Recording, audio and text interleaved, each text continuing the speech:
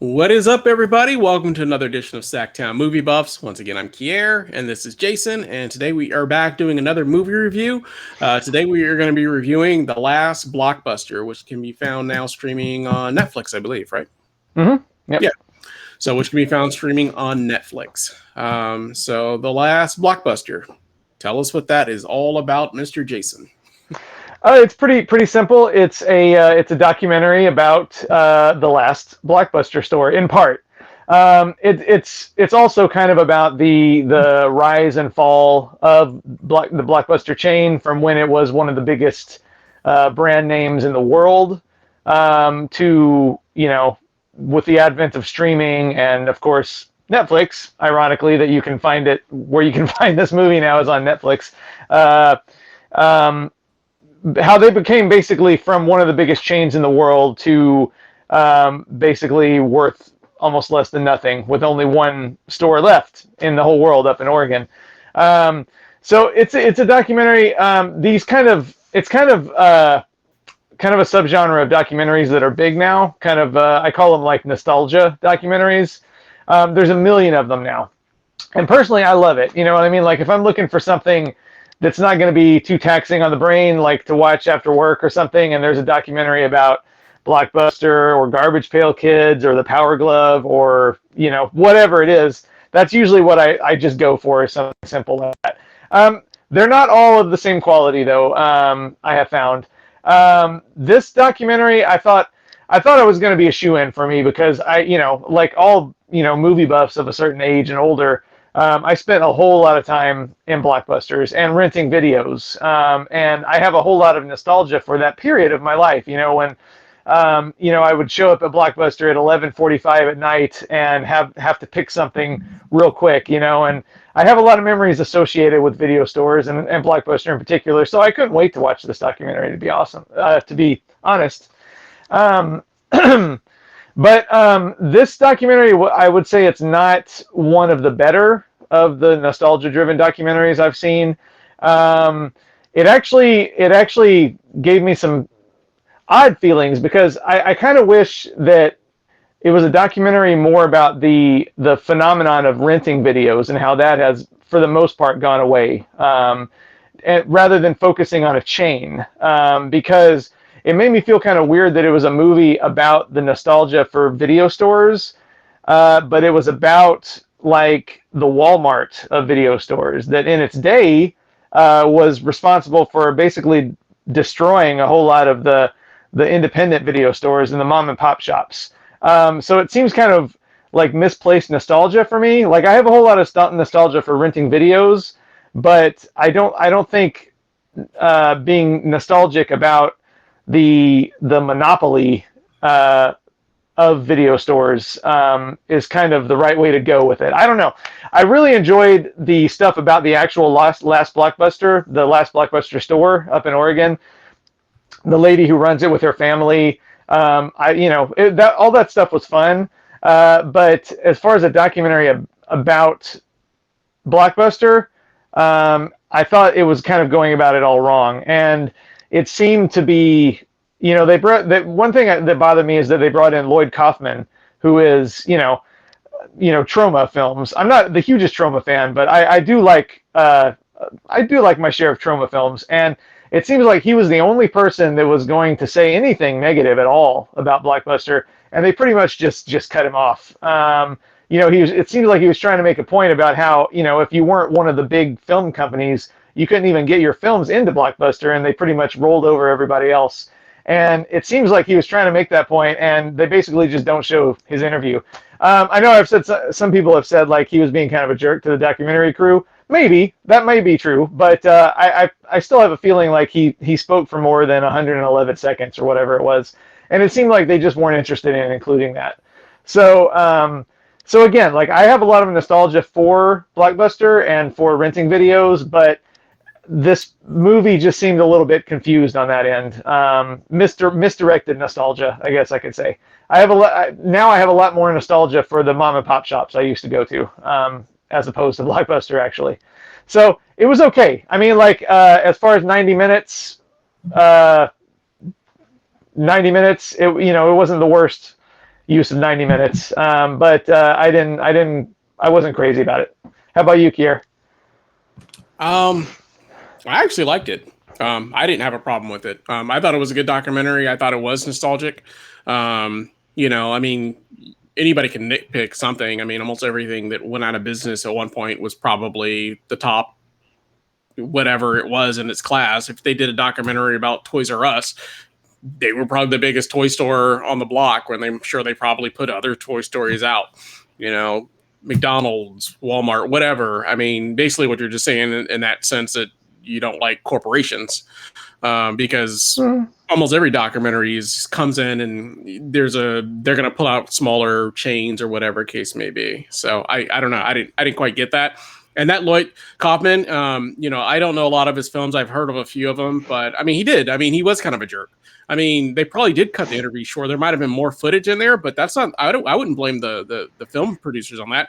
They were asking him his name. He wasn't even wanting to like give his name or anything. Like from the get go, he had an attitude about it. Like it was almost like he really didn't even want to do the documentary. So what? I mean, I don't necessarily agree with that part because I think that he was being a jerk. Basically they started asking him his name, his company, and he was just like not even wanting like, why do you need that information? Why do I have to tell you that? So, I mean, he was combative before they even got into the interview. So, yeah, they probably did cut it off short.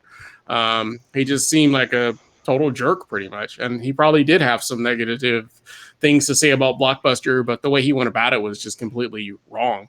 And Blockbuster has been pretty much closed down for years now. So you're still that angry about it after all these years that, you can't conduct yourself without being a jerk as soon as the cameras come rolling. I don't know. I kind of disagreed with that, but I thought it was fun.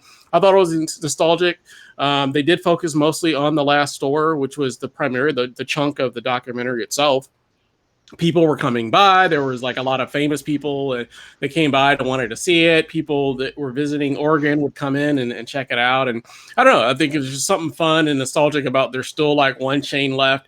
And I think they did a great job of actually showing like, everything that the general manager is doing to basically keep the chain going and having to pull like old computer parts from like old computers and stuff just to, keep the system running properly, because if something broke down, they didn't have like an IT department or anything to go to fix it.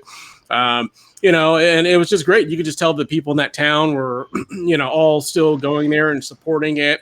And they continue to rent videos. And like I said, there were celebrities that came by and, the Super High Me guy came by and, to check it out. And, it still had his card from like back in the day. And, I don't know. I thought it was fun. I thought it was a good documentary. I thought it was thorough. And I think that, I guess anybody could nitpick a documentary about a large corporation that unfortunately put other businesses out of business, because that's usually what happens whenever time you grow into a large corporation. Maybe 10 years from now, we'll be talking about, how Netflix did the exact same thing pretty much, in a nutshell, you know what I mean? Or how, Amazon is putting all of the brick and mortar stores out of business, or something of that nature. So I can't really fault the documentary for talking about that, because that's just part of life. That's just kind of what it is. I mean, like I said, you could make that argument almost any larger company that's big today that may not be big in 20 years from now, and say, oh, well, that's terrible that Amazon put so-and-so out of business. Well, yeah, it's terrible, but unfortunately with, capitalism in America, that's kind of what happens. They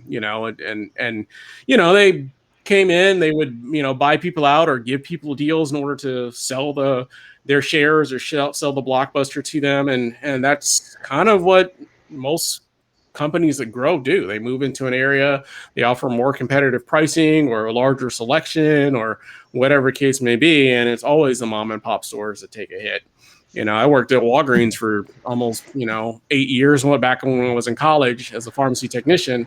And we would put mom and pop, little small mom and pop drugstores out of business just because they couldn't keep up with the inventory that, that the pharmacy could, so that, I don't know, that just happens. I feel like it's part of life.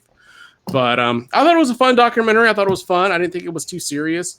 It was very light. It was short. Like you said, it was about 90 minutes long.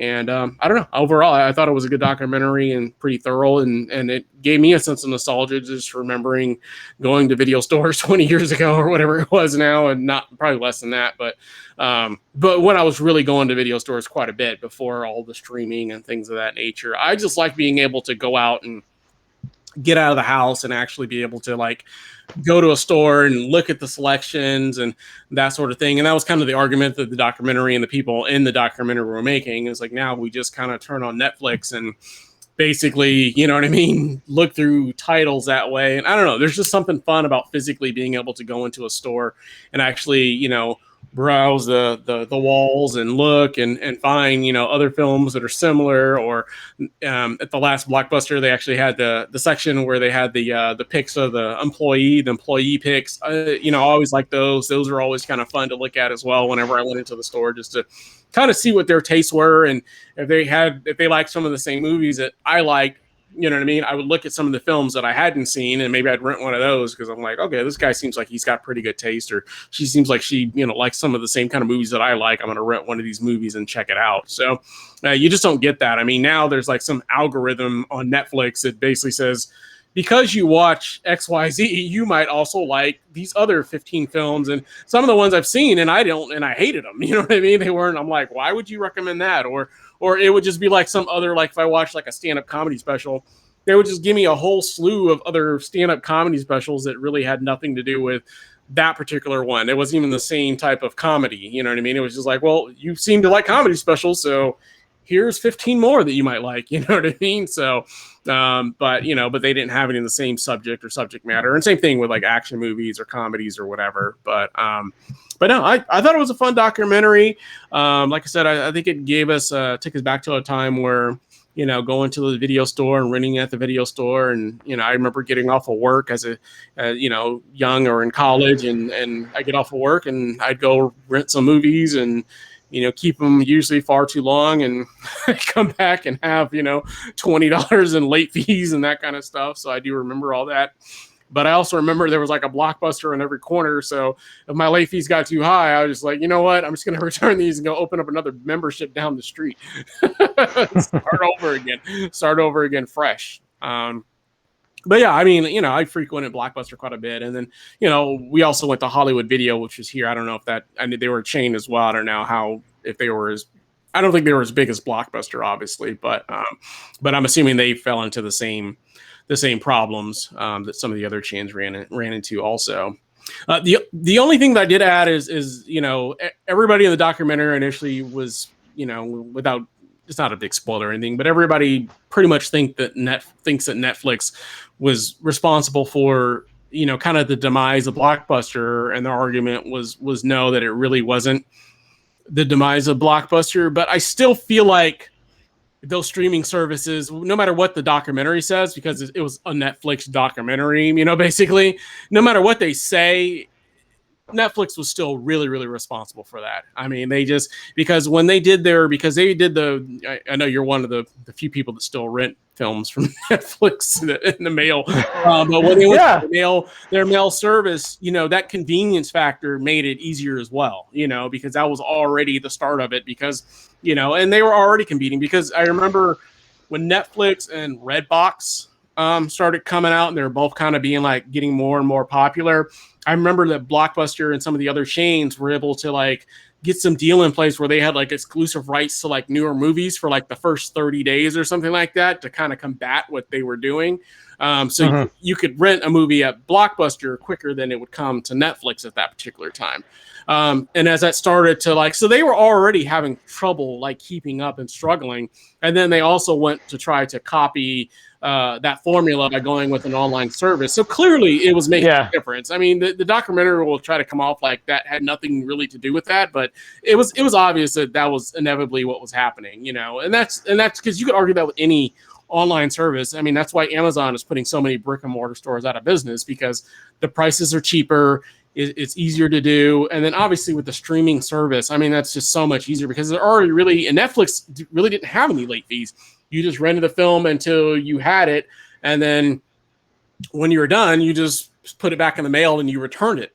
Whereas Blockbuster at that time was charging late fees, and that's kind of how they were making a lot of their monies. And they try to explain that was kind of partially what was the end for them when they started doing the end of late fees and that kind of stuff. Well, it was like, well, why did they have to do the end of late fees? Because they were in competition with Netflix, who never had really any late fees to begin with. You know what I mean? So that's why they had to even go to that method. So no matter what the documentary says, Netflix ultimately was the demise of Blockbuster, is my point.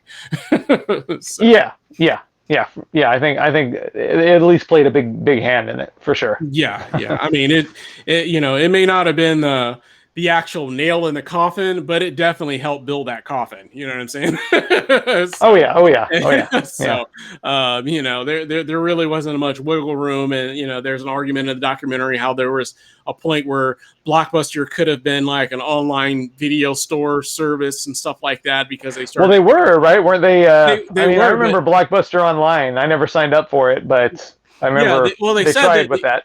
The argument was they never actually took off because they still had a lot of debt, whereas Netflix didn't have debt and that kind of stuff. Oh, yeah. And then they blamed it on basically the crash of 2008 because they had a lot of debt, and Netflix didn't have. Well, yeah, Netflix didn't have any debt because they were already a successful streaming service. Where, of course, if you're getting into the streaming market, you're going to have debt because that wasn't an avenue that they had ventured into. Whereas Netflix was already in the game. You know what I mean? They were already that service. So I don't know. I think even if 2008 and the recession hadn't happened, I don't know that Blockbuster would have taken off, because honestly, I don't even remember renting from the Blockbuster on demand. I don't know about you, but I don't recall. No. I mean, it was a streaming service like Netflix, and that was they were basically trying to compete with Netflix, and I never signed up for it. Yeah, I never signed up I had for Netflix. It, but no, it wasn't streaming. It was like renting by mail, Netflix started. Yeah, so it was in direct competition with them, but they were already late in the game for that. You know what I mean? So it was already, most people had already established that Netflix was the way to go for that. I don't know that Blockbuster was going to make that much inroads to cutting off their business, and there really wouldn't have been any incentive for that because most people already had Netflix at that particular point. So, I don't know. I don't think that there was ever an avenue where Blockbuster was going to stay steady and be successful. So, at least not in that capacity, anyways. So, yeah. But you never know. I guess anything was possible. I mean, but with like just there's so much competition now with like Amazon and Amazon Prime and I don't know. I just don't know if they would have been able to make enough inroads into to staying into a viable. And if you're already in debt when you're getting into that service, it wouldn't have taken very much to put you under at that point. Yeah, there was so much scrambling around back then. It was almost kind of luck. I mean, like for whatever reason, people went with Netflix and they didn't go with Blockbuster Online. And Netflix was already in the game, I feel like. You know what I mean, they were the first to do it, and so they had already pulled all of the brick and mortar rental stores.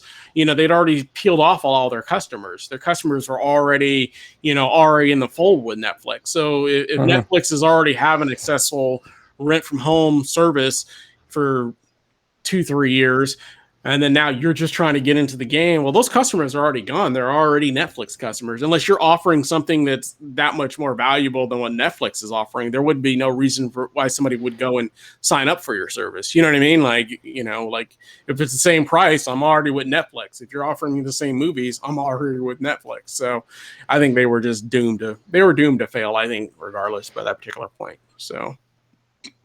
But there is hope. Obviously there's that last Blockbuster you can go visit up in Oregon. If you're that would be fun. I mean, I can't think of any reason I'd be up there for anything. I don't know anybody up there, but I don't miss Blockbuster enough to make a pilgrimage up there. I'll tell you that. But, it would be cool. Yeah, I'd have to be like on my way to some place or something like that. You know what I mean? I'd have to already be in Oregon or on my way to Washington or, Canada or something like that. And just like, hey, well, while we're here, we might as well make a little detour and, stop at the last running Blockbuster. Of course, by the time that I actually, need to go up that way for something, they probably won't be around anymore. They seem like they were kind of hanging on the vine at that particular point. So, Right. Yeah, yeah. But like I said, I overall I enjoyed it. I mean, it wasn't like an amazing documentary or anything like that, but it was fun. I thought it was fun. I thought it was nostalgic. I didn't have the same issues. I didn't come away with the capitalism and the greed that they had any more than any other company. I guess at that particular point, that was a big the big factor. And then, I did think that Lloyd Kaufman was kind of a jerk. He seemed like it. He was combative. Like I said, I don't know what happened maybe before the camera started, but he was like not even wanting to give them any information about him or anything. You know what I mean? He was like already like, well, why do you need this stuff? Why do I need to? And it's just like, you're the one that agreed to the interview. You know what I mean? Like, if you agreed to the interview, why are you being a jerk about it? So, and he clearly was being a jerk. So, but that's just my take. So, cool. Yeah. Well, anything else you want to add about the Last Blockbuster? No. I mean, like I do have, I do know what you're saying. Like I do have the same nostalgia you do. Obviously, I mean, look behind me. I'm a physical media proponent. I still go to record stores. So it's nothing about that. I miss those days. I miss the staff picks. I miss the, running over there right before they close and having to pick something quick. I have those feelings and I miss those things too. I just felt it was kind of backwards to kind of look at Blockbuster now as some kind of like underdog outsider nostalgia thing when, they were really more like a steamroller. And if it wasn't for the changing technology, they'd still be a steamroller. You know what I mean? So it just kind of gave me mixed feelings, I guess. I wish it was a documentary about video rental as a thing, not just about the one chain. But I've seen worse movies, that's for sure. Yeah. I mean, I guess, yeah. I mean, it is called The Last Blockbuster, so I mean, I guess if they were going to do something just about video rentals, that would be a whole nother title. That would be, nostalgia video rentals. I mean? Versus the Last Blockbuster. So, I mean, I think you kind of have to go into it knowing it's mostly going to be about Blockbuster. Well, yeah, I didn't think about any of this stuff until I was watching it. Like, I couldn't wait to watch it. I was like, oh, that sounds like fun. So, but then I was like, this is kind of weird. But, I don't know. Whatever. It is what it is. All right. Cool. Fair enough. Fair enough. Well, let's get into those reviews. So, I guess overall grade and face you would give The Last Blockbuster. I gave it a 2.5 out of 5, which is a C for me, average. So, I started out like this, and then by the end I was like that. So, about in the middle there. Cool. Yeah, I mean, like I said, I liked it. It wasn't like amazing or anything like that. But I did go a little bit higher than you. I gave it a 3 out of 5, which, is a pretty decent grade for me. So I went with this base, which is just a smile with no teeth. So, but yeah, I mean, overall, like I said, I enjoyed it. I didn't have any major faults with it. I didn't feel like it did anything necessarily inherently wrong or anything like that. There was just nothing. Like I said, it's nostalgic in that sense, but there was nothing that like. Is it going to make me long for or miss Blockbuster? I can't necessarily say that. You know what I mean? It's like, oh my God. I mean, I miss the experiences, but I mean, with Blockbuster, I mean, to be honest, I'm just going in there to rent a movie and then I'm getting the heck out of there. You know what I mean? It's not like it's, Disneyland is closed down and you know what I mean? Like you're actually there for like days and having an actual experience, or movie theaters. You know what I mean? Like we miss movie theaters because we're sitting there, we're watching the movie. It's that whole experience of being in the movie theater for 2 hours. I mean, most of my excursions to Blockbuster or any video store, other than waiting in line was probably 15 minutes. I mean, there were times where I would walk around and look at all the movies and things of that nature, but that wasn't an everyday thing. You know what I mean? That was most of the time I kind of knew what I wanted to rent. Maybe I checked out a couple other aisles, but I generally knew the next big movie that just came out and I wanted to rent that movie and I went in and rented it. Maybe I grabbed a couple other movies and, I was in and out of there in like 15 minutes. So, I mean, I can't necessarily say that I'm nostalgic for that experience necessarily. I mean, I do miss being able to go and being able to see everything and all in one place and not having to use my remote on my phone my remote on my remote controller to like go through and see if I can find other movies that I might want to watch on Netflix or Amazon Prime or whatever case may be. So that there is something to be said about that. But I mean, at the end of the day, it is also nice just to be in your PJs and turn the TV on and just find something, and I don't have to really think about it too much. You know what I mean? Especially if it's raining or it's cold or whatever case may be. There's definitely some advantages for that. But my concern is that we are becoming that Wall-E nation where, everything's at our fingertips, and it's just like, I mean, on a given day, we're all working from home. I mean, a lot of this is due to COVID, of course, but we're working from home. I can order my food from Grubhub. I turn on my TV. I can, rent a movie or watch a movie, on Amazon or Netflix or whatever case may be. You know what I mean? I do most of my shopping online now. You know what I mean? Like most of my, things. I mean, sometimes I'll try to go to the store for clothing or whatever case may be, but most of the things that I like, I get from online. So, I mean, we're already in that nation where we just, so everything's going to be nostalgic for us. You know what I mean? Like where's that generation where we're in between like the baby boomers where they literally didn't really have technology like that. They always, you know what I mean? Whereas we started off kind of like that where there wasn't that much technology. And then we slowly, gradually start seeing that change. Whereas like my son and my kids, they don't really know anything other than, the internet's been around since they were born. You know what I mean? So they're just used to that lifestyle. Whereas, we were more on the go, we had to go out and do things and, we didn't have a phone attached to our hips and you know what I mean? It was just a different time. You know what I mean? So I'm more nostalgic for that time period of just, like being able to leave the house and not have to take my cell phone. You know what I mean? It's just like, if I forget my cell phone, I have to go back home and get it. You know what I mean? Because I might miss something important. You know what I mean? I just miss that time period of just, hey, I want to rent a movie. What's out? I don't know. Let's go to Blockbuster and check it out. Or let's go to Hollywood Video and check it out and see what's out there. And just being able to do that. I just miss that. You know what I mean?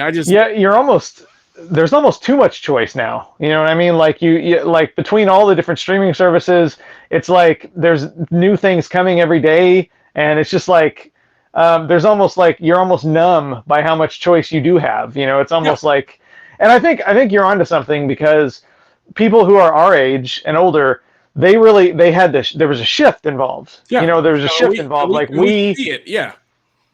We remember things being like you could reach out and touch them, what I mean? Yeah. Like we remember going to places and having that experience. We remember having that engagement where everything wasn't just on a screen. Whereas, like you said, like your kids' ages, they don't have that reference, so they don't have that nostalgia because it's always just been on a screen for them. So I think it's for people our age that we're probably the last generation that's going to be nostalgic about that kind of stuff. Yeah, I mean, except for there's always going to be younger people who seek out, what's different or what's I mean, it's vintage like or retro. Yeah, it's like records. You know what I mean? Records make a comeback every few years. I feel like every few years people go out and want to get vinyl. You know what I mean? Like that's always something. There's always going to be the purists that just love that grainy sound and putting that needle on there and that kind of stuff. You know what I mean? So there's always going to be those purists. I mean, used to like listen to like, CDs and things of that nature. I've already evolved from, I don't even listen to CDs. I mean, I still like physical media for like movies because I love music and I'm passionate about music, but for me, it's just easier just to, on my phone, I have everything on my phone too. Yeah, I have everything on my phone too, but I still like going to record stores. You know what I mean? A movie's a little different because, I'm watching a movie at home. You know what I mean? I'm at home. You know what I mean? I'm listening to music on my drive, on my commutes. I'm listening to music on trips. And so for me, the convenience factor makes more sense. If I go for a jog, I'm listening to music. Listen to music. So the convenience factor, just having my phone with me, just makes it convenience. Because for one, I'm not going to take two different devices with me. You know what I mean? I'm not going to bring a Discman, you know what I mean? And my cell phone with me to go on a jog or to go for a walk or something like that. You know what I mean? It's just not feasible. But for movies, I still have that platform where I still like physical DVDs because I still like to be able to look through my collection and pick out what I want to actually watch that particular day. Whereas I don't really have that. I don't have that same affinity with music because I can listen to, literally anything. This is what kind of mood I'm in that day. You know what I mean? It's not necessarily an album per se. Always, it's normally just like what kind of playlist I want to listen to today. So, which is already on my phone. And nowadays, I could just whatever it is, I want to listen to Jimi Hendrix radio, and I'm going to get all the music that sounds either Jimi Hendrix or something similar in that same sound. You know what I mean? So it's just easier that way. So you don't do the same thing when you're watching one specific movie. You're not listening to a playlist or anything like that. So that makes more sense to have physical media for that. But I don't know. It's just a weird time, I think for all of us to remember those events where we went into video stores and record stores and that kind of stuff. And all those things are just done for us, And like I said, even with music, if there was a record store, if there were record stores still prevalent, I might still stop in them occasionally. You know what I mean? Even though I may not necessarily buy the DVD or buy the record or buy the CD or whatever, I'd still go in and just to check it out. If there was a Blockbuster or a Hollywood Video at the corner, I'm sure occasionally I would stop in and check it out. You know what I mean? So yeah. There are places here and there, not to get off on a tangent, but like in LA, just like record stores, like you have to go to the big cities to find them now. There's still Amoeba Records, all the big chains like Tower and Virgin Megastore, are gone, but like the smaller chains and the independents are still there. In Hollywood, in LA, there are some actual video rental places I've stopped by, and they get by because they don't have the big movies, because the big movies you can find anywhere. They specialize in like the offbeat and the obscure and the stuff you can't find on Amazon Prime or Netflix. So, it's just kind of shifted, I guess you could say. Yeah. So, but to your point, and I guess the kind of gripe that Lloyd Kaufman had, even when Blockbuster was prevalent, you wouldn't have been able to find all those movies anyways, always. You know what I mean? Like the dark underground stuff. So these stores sound like they're more catered to that type of market. Or just like the foreign films and art films and weird, obscure independent films and, like the out of print stuff, crazy horror movies. That's my cup of tea. So I love those places, even though the problem is, and it's probably the same problem they have up at the Last Blockbuster. I bet 99% of the people that go to that Last Blockbuster, they don't rent a movie because they're like on vacation or something. You know what I mean? Like, it's kind of like when I go to those stores in LA, I love looking around, but I'm not going to rent something because I'm in a hotel and I can't play it anywhere. I'm sure that's it's just like I always forget his name, but the Doug Benson, Doug Benson. He's like, I'm not going to rent anything, but I love being here because I'm on vacation and I'm going to be going back home. You know what I mean? But I love being here. You know what I mean? So and I got to imagine that like 50% of the customers that come in, or maybe more, are in that capacity. They just coming in for that nostalgic feeling of being able to walk around, but they're not coming in to like buy anything or rent anything necessarily. Maybe they'll buy some candy to help them out. The other thing about the documentary is, she has to go to Target and actually buy the movies. I know. In order to rent them, you know what I mean? So she's actually going and buying those movies in order to rent them. You know what I mean? So that's not how it used to work. I'm like, so you're not even like, I'm like, you really are seeing a float. You have to spend your own money in order just to rent the movie in order for people to come in. Because that was my question. I was like, well, are these movies going to be new movies that they're still watching at this Last Blockbuster? And then you see her making like a trip to like Target to like go buy the movie, you know what I mean? That means like each of them got to be rented at least like 4 or 5 times for even it to be breaking even. Yeah, easily. Man. Yeah, and I don't even know how much she's That's buying. dedication. If it's a new popular movie, then maybe she's renting or buying multiple ones. You know what I mean? If it's something that just came out on like Blu-ray or DVD or whatever, or she's renting the Blu-ray and the DVD version. I don't know, or buying the Blu-ray and the DVD version. I don't know. So. Honestly, I think its future is probably as like an art installation, because I went to one of those too, actually. Like I was in LA a few years ago and they had like in this store, like on Magnolia Boulevard, it was really cool. They had like an art installation in the back that wasn't there permanently, but it was there for a time. There was like basically you were walking into a video store, and like it was so surreal, dude, because it was like walking into a video store when you were a kid, like with all the like the cardboard stand-ups and the staff picks and like the the slats at the counter and posters everywhere and arcade games. And it was like, but it was an art installation. It wasn't real. You couldn't actually rent anything, but you walked in and it was like a dream or something. It was so amazing. Yeah, So frankly, that's probably what this last Blockbuster will probably end up being, the National Blockbuster Museum. for sure. And then somebody made a comment in the documentary about maybe like it should be like a they're like a video store, or I mean but like a library. Yeah. You know what I mean? I was like, I mean, obviously the government would have to step in for Yeah, because you can check out movies at the library. Yeah, like I can go down the street right now and check out movies. They stepped in and just said, you know what, we're gonna have one of these in every city. You know what I mean? When people could just come and rent and check out older or more obscure or more rare films that may not be streaming and that kind of stuff. I think something like that would be cool, but I don't know if that would ever. That would take a lot of money and a lot of effort as well for something like that. But yeah, that would be a cool idea. So yeah. Cool. Yeah. All right. Well, that's the last Blockbuster. Yeah. Sorry, we got off on a tangent there, but yeah.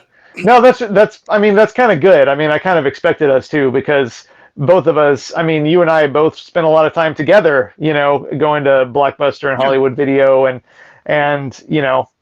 those late nights. We got to rent something, and we got to pick something in 5 minutes, before they close. Yeah. I was in that position many times. So yeah, absolutely. Yeah. Cool. So yeah. Cool. Well, if you're watching at home, this is what we do. We talk about movies, and obviously we get off on tangents about nostalgia. I know we probably sound like two old guys talking about back in my day we could go to It's crazy. I mean, and we're only like in our early 30s, right, Kier? Yeah. Well, I'm 25. I don't know about you, but yeah. I'm the old one. Yeah. But no, it is funny though. We're like, well, back in my day we could go and rent movies, and you had to drive and you had to bear the cold, and but no, we loved it. We loved it. Kids are spoiled rotten. But no, that's cool. Well, let us know in the comments. Have you seen the last Blockbuster? Your thoughts, your take. Let us know about how you feel about video rentals in general and the shift that it made to streaming. I know a lot of people are like the convenience of streaming, but if you're from our generation, you probably do miss a little bit of the nostalgia of being able to go to the video store and actually seeing the physical media. So let us know your thoughts, your takes in the comments. As always, if you like the channel, we ask that you subscribe, make sure you hit that bell notification so you don't miss any of the updates, and we will be back again with another show for you guys again real soon. We thank you for watching and hope you have a great day. Bye.